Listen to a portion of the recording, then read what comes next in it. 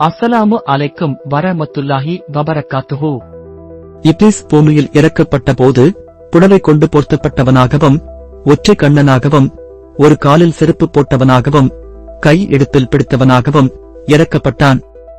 அதற்காக வேண்டி இடுப்பில் கை வைப்பது தொழுகையில் மக்ருவாக்கப்பட்டது.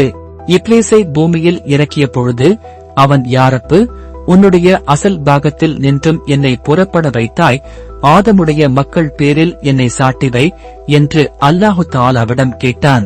அல்லாஹு தஆலா அப்படியே செய்தேன் என்றான்.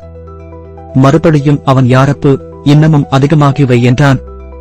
மேலும் ஆண்டவன், இப்ளீஸே, ஆதமுக்கு ஒரு பிள்ளை பிறந்தால் உனக்கும் ஒரு பிள்ளை பிறக்கும் என்றான். யா ரப்பு, இன்னமும் அதிகமாக்கியவை என்றான். ஆதமுடைய மக்களது நெஞ்சு உனக்கு குடியிருக்கும் தளமாக இருக்கும், அவர்களுடைய ரத்தம் ஓடும் தளமெல்லாம் நீயும் நடப்பாய் என்றான். யா ரப்பு, இன்னும் எனக்கு அதிகமாக்கிவை என்றான்.